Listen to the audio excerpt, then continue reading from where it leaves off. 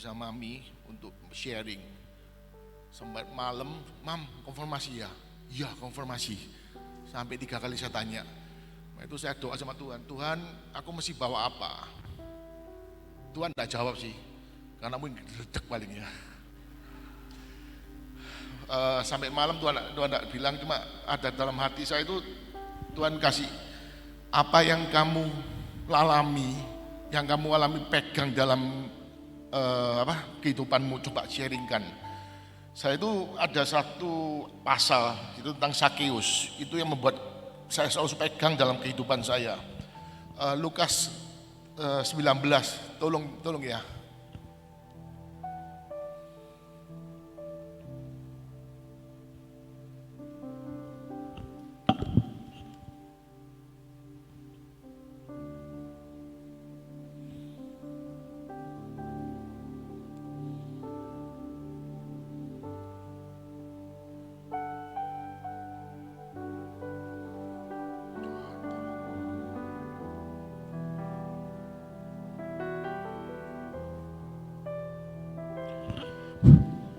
Lukas 19 ayat 1, Yesus masuk ke kota Yeriko dan berjalan terus melintasi kota itu.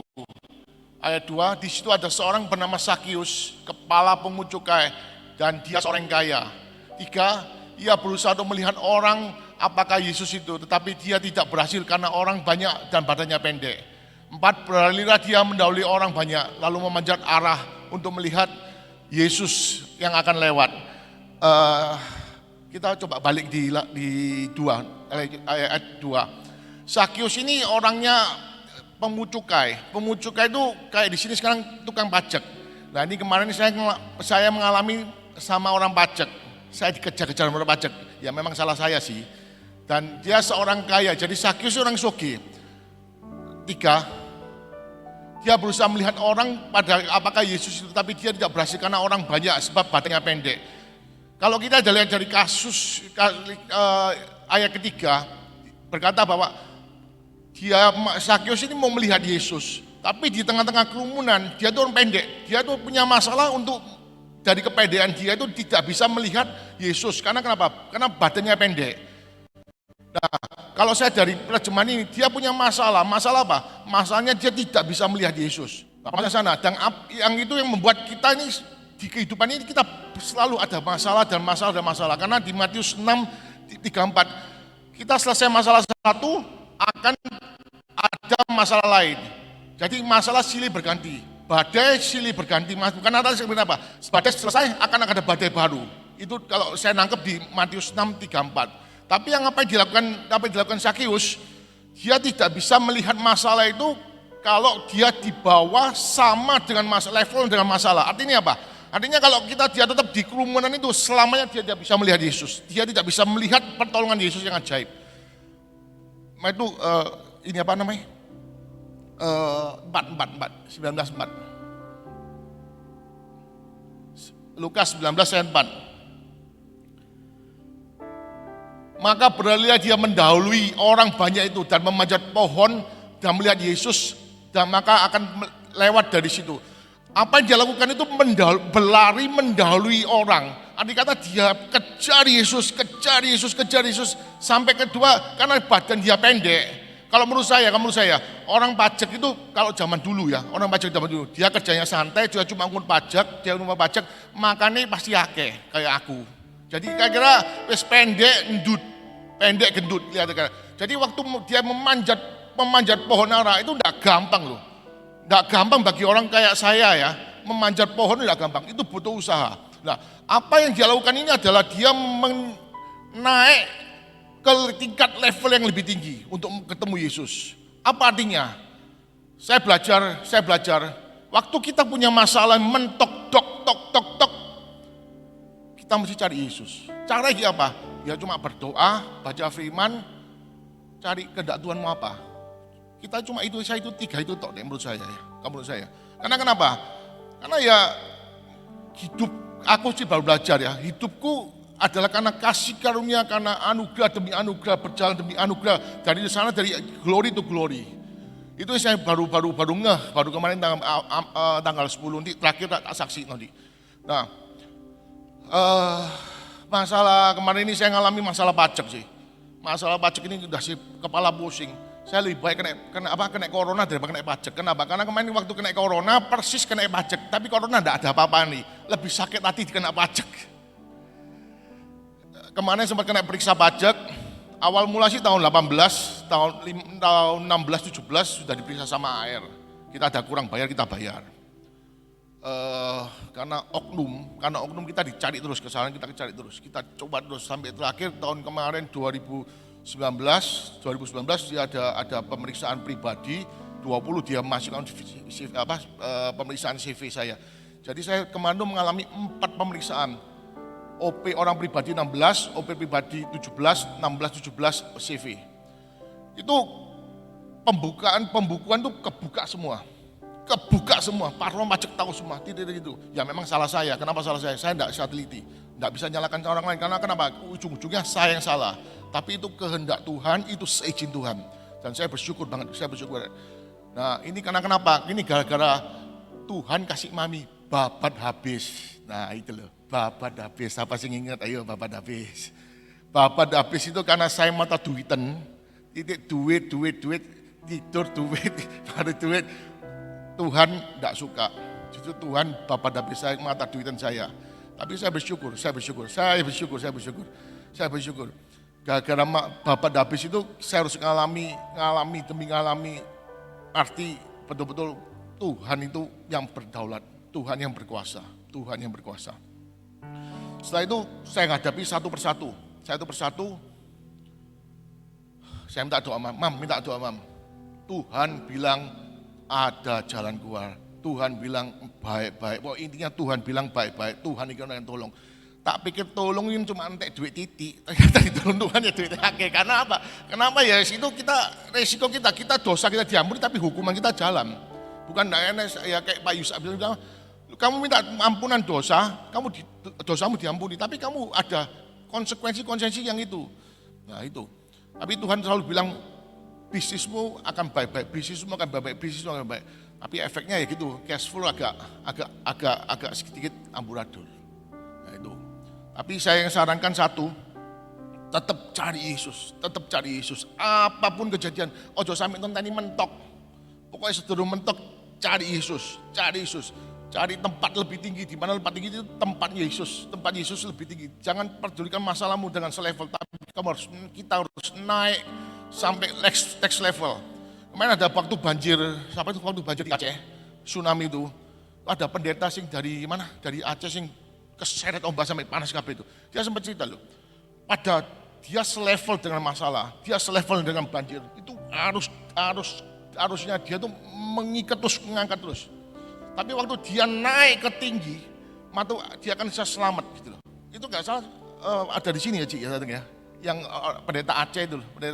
Dia sempat cerita gitu. Jadi kalau kita tetap di level masalah yang sama dengan kita ini akan terbawa arus dan akan kita artinya stres, stroke, selek. Stres, kena stroke, langsungnya mati. Itu yang kita harus hindari, harus lebih di atas level di atas. Terus yuk, saya mana nih? Ini aku di Lukas 19 ayat 8. Tetapi Zakius berdiri dan berkata kepada Tuhan, setengah dari milikku dan keburiku berikan kepada orang miskin, sekiranya ada sesuatu yang aku peras pada orang yang ku kembalikan 4 kali lipat. Ini kalau saya nangkep dari puas ini, Tuhan sebenarnya saya ini lihat ini adalah pertobatan Zakius.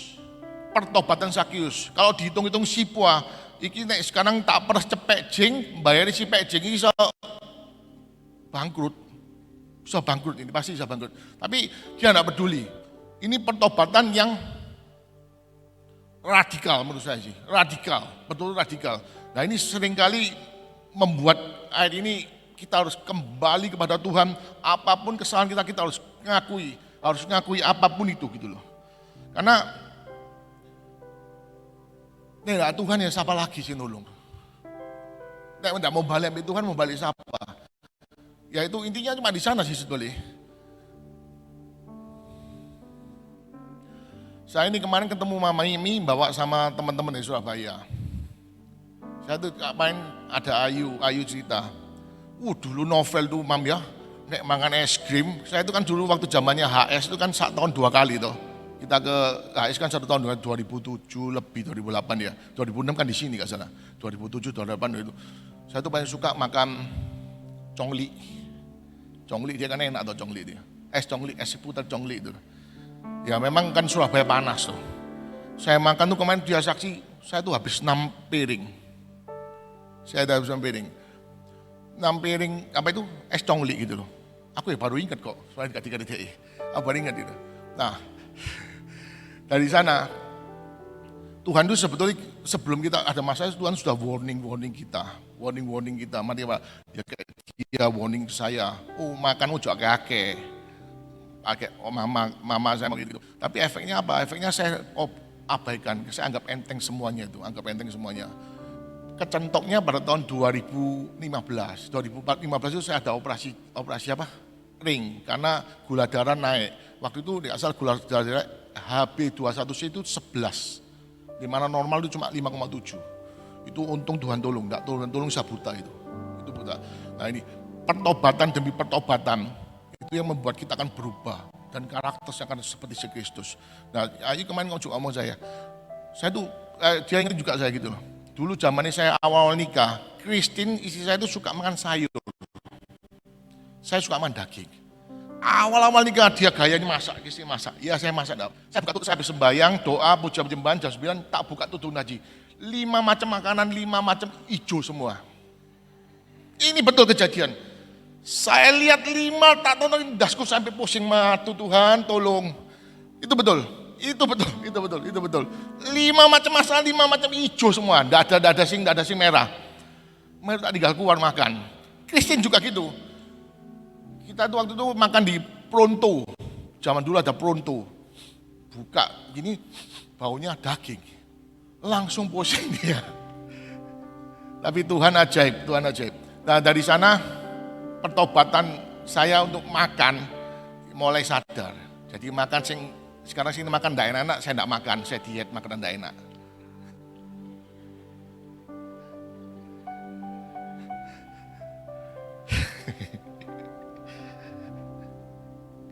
Ya itu, yang penting kita bertobat, sungguh kita bertobat. Apapun kejadian, kalau saya sih, justru saya itu takut khotbah. Kenapa? Karena saya takut transfer spirit ini, yang apa yang jelek ini takut ke tular-tular gitu loh. Tapi kemudian bagi saya sudah Tuhan tutup apapun yang transfer spirit yang jelek dari hidupku gitu loh. Karena dengan khotbah ini kita bagi hidup, bagi roh, apapun yang kita saya transfer loh, itu bahaya. Mau kenapa saya agak lebih baik mundur di itu. Tapi terpaksa Tuhan bilang suruh khotbah. Yang terakhir. Lukas 19:9-10. Kata Yesus kepadanya, hari ini telah terjadi keselamatan kepada rumah ini. Kepada orang ini pun anak-anak Abraham. Sebab anak manusia datang untuk mencari dan menyelamatkan yang hilang. 9 tolong ya. Nah ini, hari ini telah terjadi keselamatan kepada rumah ini. Tuhan Yesus bilang ke Zakheus, hari ini terjadi keselamatan akan Zakheus. Siapa Tuhan Yesus? Kok bilang onok selamat? Wong itu pemeras, pengucuk orang diperasi kabeh, oknum pajak sing mana perasi kabeh. Siapa dia? Dari alat ini kita bisa nangkep bahwa Tuhan itu adalah raja, dia raja. Dia bisa mengambil apa yang kamu ambil, dia minta maksudnya dia bisa ngambil tubuh, jiwa dan roh. Kalau orang bisa cuma tubuh bisa matiin, tubuh yang jiwa, tapi rohnya tidak bisa. Tapi Tuhan lebih bisa tubuh jiwa. Tuhan yang berkuasa berdaulat. Kemarin ini papa ini ada kena corona. Tanggal 1 Juli. Itu waduh itu dahsyat tuh. Itu dahsyat. Atmosfer Surabaya, enggak tahu di sini. Atmosfer Surabaya itu ampun. Itu atmosfer Surabaya itu mencekam banget, betul-betul mencekam. Setiap 15 menit itu ada ambulans lewat. Apa bunyi kliung gitu. Setiap 15 menit sampai 5 menit kliung gitu. Kita di sana itu sampai atmosfer itu betul-betul wah itu kacau. Pagi-pagi saya ditelepon sama mama. Kamu ke rumah, apa Ma? Papa panas, batuk, terus pokoknya intinya kena corona gitu. Waduh saya tek mateng. Papa itu kan ada diabetes, dia pasang ring 3 kali, dia dibelun 2 kali, jadi dia total 5 kali kena masalah jantung. Diabetesnya dia tinggi, kemarin terakhir periksa 9,1. Kedua dia punya mata ini adalah kena apa? Kena glukoma gara-gara diabetes itu, stroke mata. Sakit penyertaannya itu memicu dia punya itu. Waktu saya dengar gitu, waduh Tuhan tolong. Setelah itu, setelah jatuh itu PCR ternyata positif. Dari semenjak positif itu, jam 3 pagi, jam 4 pagi saya selalu telepon, kamu kesini, papa ceblok, papa jatuh. Papa jatuh, kenapa? Karena dia lemes, tidak kuat mau pimpin, jatuh terus. Setiap pagi itu. Akhirnya sempat kita doa, tapi intinya satu saya dapat Dhamma Krisna, satu, masih belum waktunya pulang. Tuhan, kita dapat 2 orang belum waktunya pulang. Tapi dari kondisi itu tidak semakin membaik, tapi semakin memburuk. Puncaknya tanggal 8 tuh mereka orang drop. Dia dari berapa? Saturasinya 89, 90, 89 drop sampai 81. Kita sudah panik. Karena kenapa? Dokter itu tidak bisa dihubungi. Dokternya ikut lockdown. Arti kata meskipun telemedicine dia tidak mau. Mereka tidak mau ngangkat.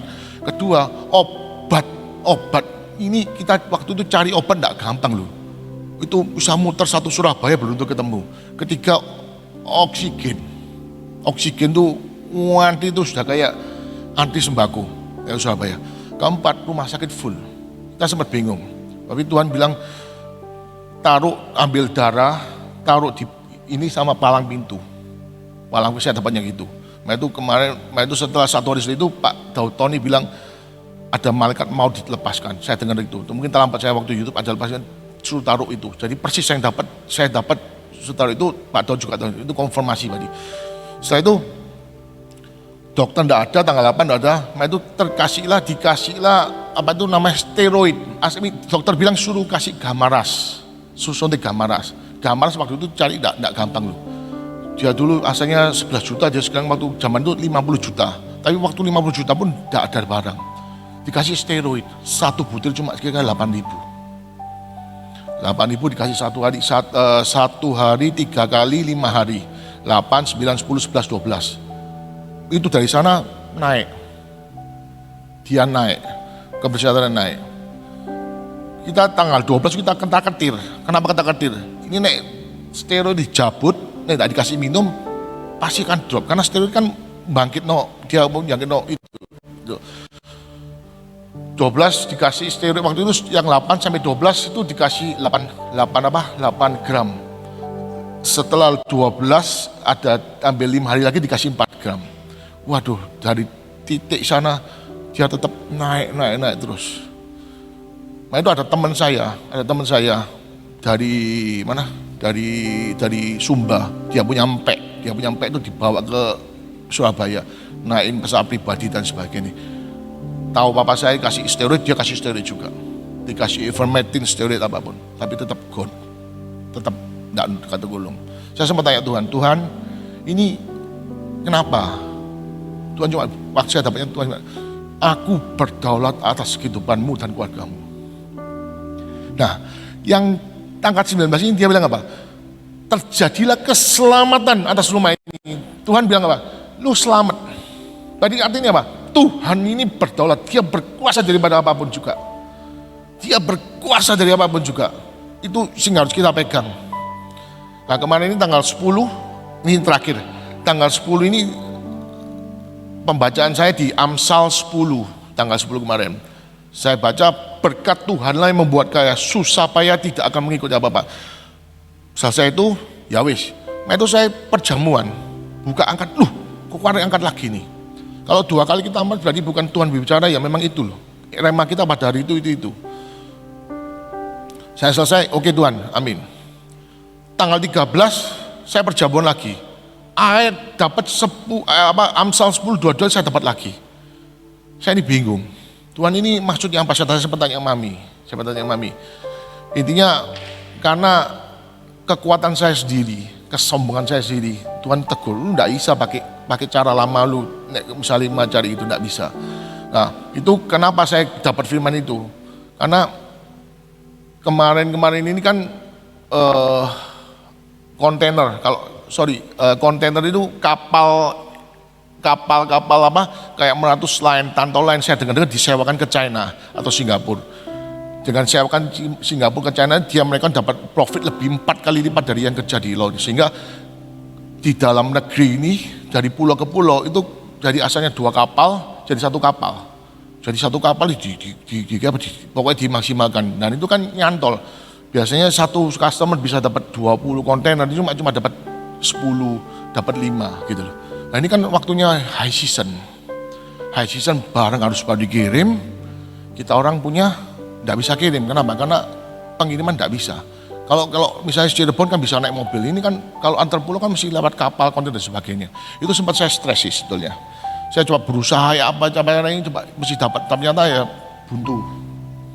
Nah itu ayat itu keluar. Berkat Tuhan yang membuat kaya, susah payah tidak akan. Artinya apa? Tuhan yang berdaulat atas kehidupan kita, Tuhan yang berdaulat memberkati kita, Tuhan berdaulat atas apapun aspek kehidupan kita. Itu yang ini firman yang saya dapat untuk dibagikan. Tuhan Yesus memberkati.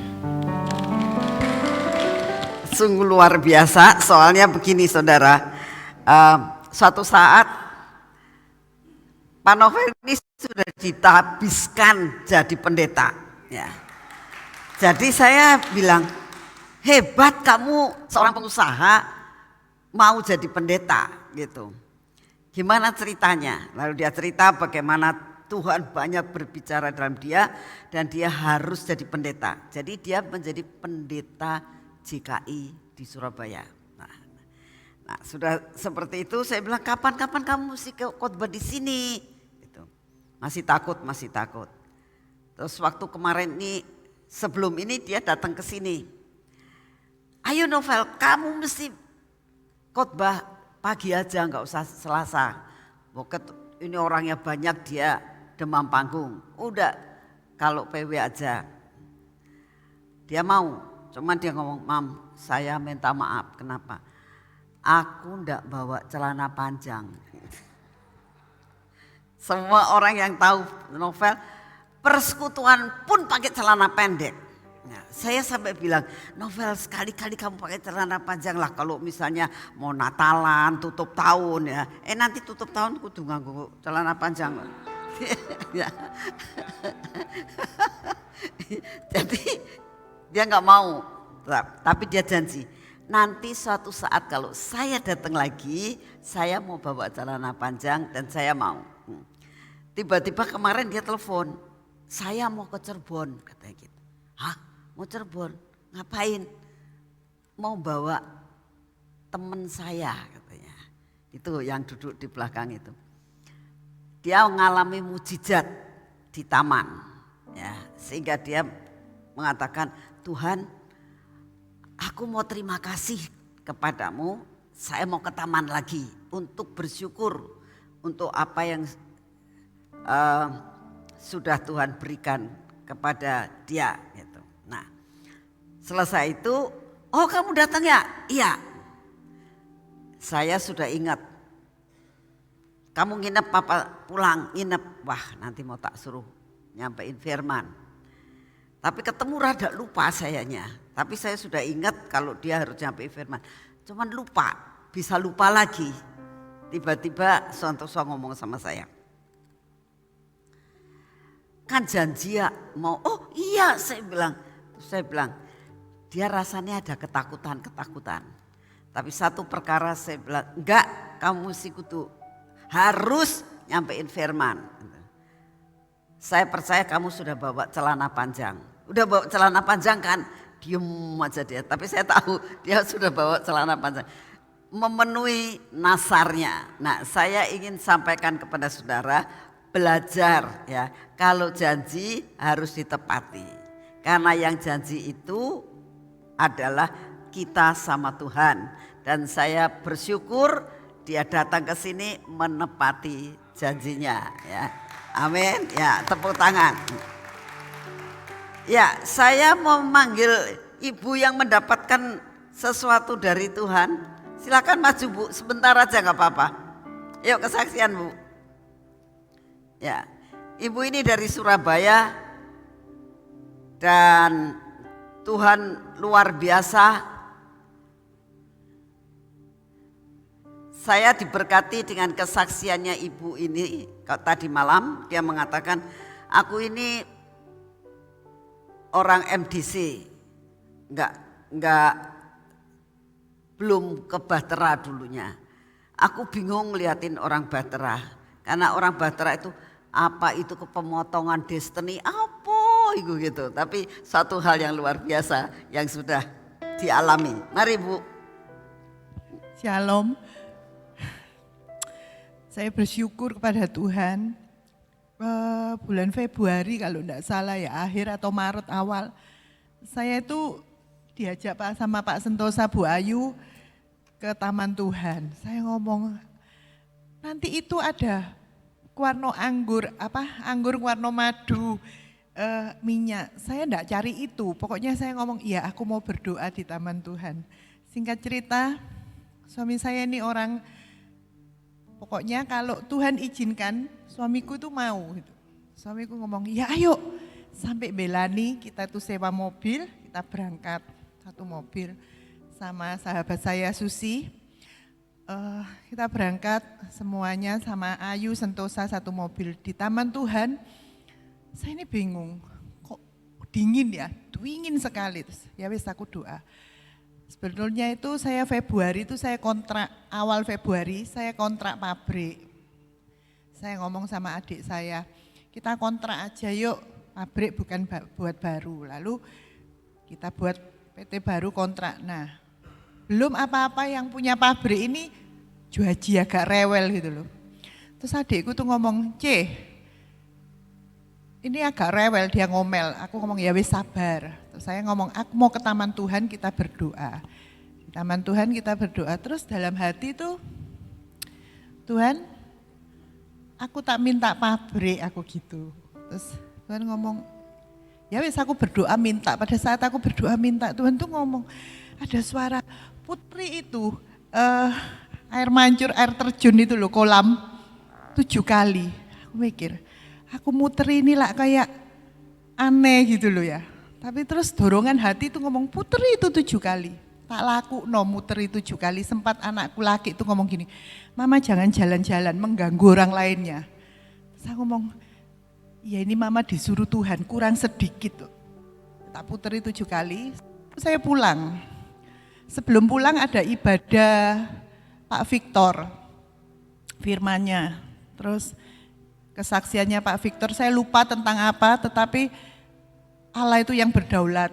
Lagi-lagi Bu Susi itu ngomong gini, non, pasti punya pabrik, dia ngomong gitu. Pada saat saya selesai muter itu 7 kali, Roh Kudus itu ngomong sama saya, dalam 4 bulan kamu tak kasih pabrik. Setelah saya selesai muteri, saya ngomong ini rasanya suara hatiku ini, bukan suara Tuhan. Karena saya enggak bisa membedakan mana suara Tuhan, suara hati. Saya pulang tapi saya amini. Katanya di Batra itu kalau dengar apa-apa tangkep dulu. Amin. Ya wis aku gini. Ya wis tak tangkep dulu Tuhan. Saya amin. Dari situ saya pulang ke rumah 1 bulan. Sampai rumah itu adikku kan suka gudo saya. Tuhan ngomongnya apa Ci? Ya kita enggak usah kontrak, kita diberi Tuhan pabrik. Itu suaramu, kamu tuh halusinasi kata gitu. Enggak, sungguhan. 1 bulan, 2 bulan, 3 bulan, selang berapa bulan tuh adik saya tuh golf. Kan dia golf tau pagi sama temennya. Temennya enggak pernah datang, dia datang. Terus saya ngomong, aku nih lagi cari pabrik. Pabrikku aja beliin. Singkat cerita terjadilah transaksi, kita itu bisa beli pabrik, pabriknya itu komplit, sama sa ordere, sama sa mesin. Jadi pabrik ini jalan karena teman saya ini yang golf yang punya pabrik ini pindah Jakarta, dia nggak bisa nurusi, jadi kita yang neruskan. Singkat cerita kalau dipikir-pikir, enggak mungkin. Setelah saya punya pabrik, saya itu merenung, Terus saya tuh ngomong gini, aku kepingin ke taman lagi. Tapi ngomong tuh dalam hati. Nggak pernah ketemu Bu Ayu wisan. Terus gitu suatu hari saya ketemu Bu Ayu lagi, saya ngomong, "Yuh, ayo ke taman Tuhan." Ngapain? Aku loh ke sana itu minta pabrik, Tuhan janji dikasih pabrik. Lah sekarang aku sudah dapat, mosok aku enggak bersyukur. Aku mau ke sana bersyukur. Singkat cerita, ketemu Novel, kamu mau ke sana? Iya, aku mau minta apa? Enggak, aku mau bersyukur aja. Kalau aku sudah dapat pabrik, aku bersyukur, aku gitu. Pokoknya aku mau ke taman Tuhan. Ya, akhirnya mestinya saya sama suami saya, tapi waktu mau berangkat suami saya diare, jadi enggak bisa ikut. Akhirnya sama kita berangkat sendiri dari Surabaya. Sampai di taman Tuhan, begitu masuk itu saya sudah nangis gitu loh. Tuhan, aku nih bersyukur gitu loh, kok bisa ada di posisi seperti ini. Tuhan tuh cik sayangi gitu loh sama saya. Terus saya berdoa, saya nangis, saya ngomong sama Tuhan. Saya enggak tahu gitu loh, mau Tuhan tuh, saya banyak enggak ngerti tentang ajaran Batra, seperti perang, saya tuh enggak ngerti. Kita harus perang, aku tuh ngomong, aku nih loh perang sama siapa, sampai saya tuh tanya ambil Tuhan, karena Tuhan yang dimaksud perang itu seperti apa, saya tuh sampai tanya gitu. Sampai akhirnya Tuhan tuh bawa saya perang, saya kecelakaan mobil saya guling enggak karuan. Tapi saya tuh enggak apa-apa, lah itu loh perang. Saya dipeluk sama Tuhan, diselamat no mobil, bahkan saya, sopir saya, pembantu saya, 3 orang ini enggak apa-apa. Padahal saya duduk belakang tanpa sabuk, pengaman. Itu semua mobilnya guling, tengkurep. Jadi mobilnya yang asalnya gini tuh jadi tengkurep. Terus saya tuh mikir, oh ini perang seperti ini tak. Saya mulai belajar. Pemotongan destiny itu apa, saya tuh enggak ngerti. Sampai Tuhan tuh jelaskan, kalau saya doa, saya tanya, Tuhan, pemotongan destiny itu apa? Yang saya dapatkan tuh, kamu tuh mesti lulus sekolah, tapi kamu enggak lulus tengah jalan, itu seperti itu. Kamu perkawinan, kamu kawin, tapi tengah jalan kamu cerai. Itulah yang dimaksud pemotongan destiny. Terus saya mulai nangis gitu, Tuhan aku bersyukur, destiny-ku ini enggak pernah dipotong sama Tuhan, selalu jalan. Padahal aku enggak ngerti gitu loh. Di situ saya mulai belajar apa yang diajarkan tuh, mulai saya kalau saya sama Tuhan berbicara sendiri, duduk di kaki Tuhan, saya tuh mulai belajar dan Tuhan tuh seperti kayak sungguhan ada dan memang ada gitu. Saya sendiri yang enggak tahu bisa ada di tempat ini, tapi satu hal, perjalanan saya masih panjang dan pasti Tuhan akan selalu mengajari saya tanpa henti. Sampai tadi malam tuh Bu Nani itu cerita kalau Catherine dari Surabaya itu tiap bulan datang gitu. Oh ya, saya cuma dengar noto ya. Saya enggak ada keinginan untuk kesini lagi gitu loh. Saya mikir gak lawes cukup jauh toh, terus begitu. Saya juga trauma, pernah kecelakaan. Jadi kalau saya di mobil tuh saya berdoa terus tanpa henti-henti. Terus pada saat Bu Nani cerita Catherine tuh loh, sebulan sekali komitmen datang. Roh Kudus tuh ngomong gini, kamu loh sebulan sekali ke sini. Aku diem, ini suara Tuhan apa suaraku? Aku tuh selalu gitu. Terus Tuhan tuh, setahun loh cuman 12 kali. Aku kasih kamu waktu 1 tahun itu berapa hari dan berapa jam. Pada saat dia menjelaskan seperti itu aku ngomong, Sik ya, aku tak mikir, aku gitu. Karena saya tuh tahu kalau saya janji sama Tuhan itu abot itu loh. Jadi Bu Nani tadi semalam saya cerita sama Bu Nani, kata Bu Nani, kamu diundang Tuhan, ya kamu harus mumpung dipanggil. Terus aku mikir semalam, ya Tuhan sebulan sekali kan, cuman setahun 12 kali toh katamu. Ya wis tak usahakno saya datang, saya begitu. Saya bersyukur bahwa saya dipilihnya. Tidak semua orang mungkin dipilihnya. Tuhan ngomong, kamu lo tak pilih. Kamu tak ajak, ayo toh. Terus iya. Yang penting taat.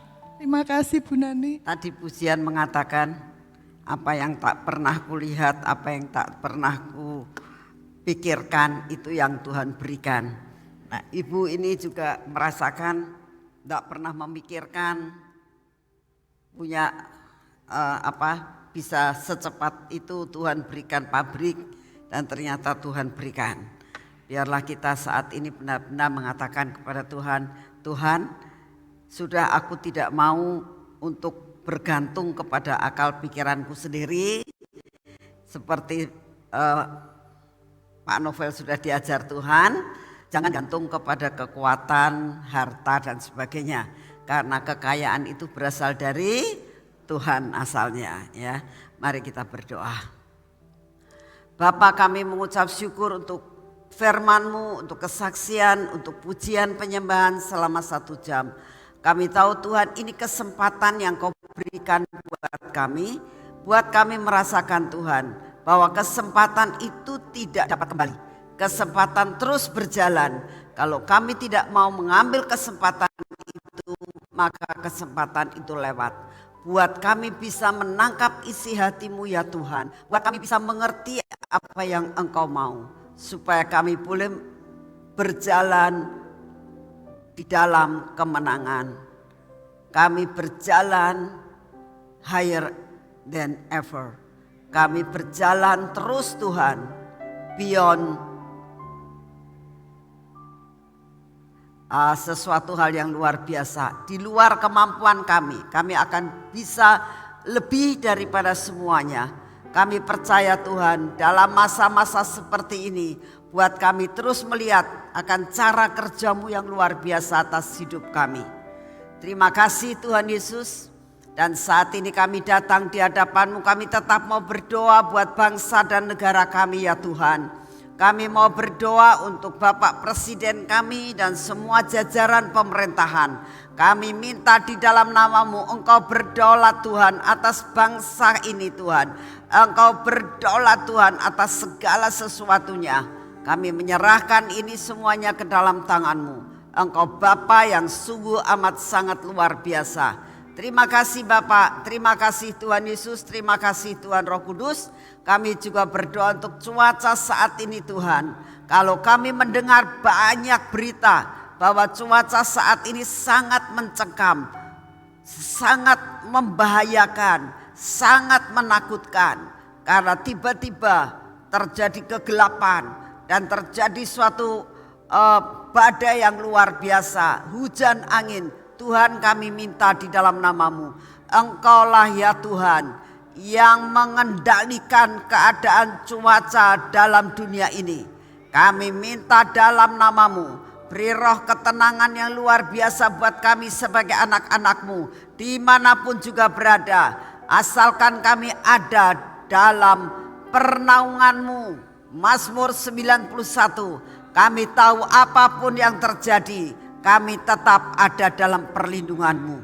Terima kasih untuk kasih setia-Mu ya Bapa. Kami tetap mau menyerahkan keadaan cuaca di dalam negara kami ini ke dalam tangan-Mu. Terima kasih Bapa. Terima kasih Tuhan Roh Kudus. Terima kasih Tuhan Yesus untuk pagi hari ini. Segala puji, hormat dan syukur kami naikkan di hadapan-Mu. Terima kasih untuk semua dalam nama Tuhan Yesus. Mari kita masuk dalam pengurapan.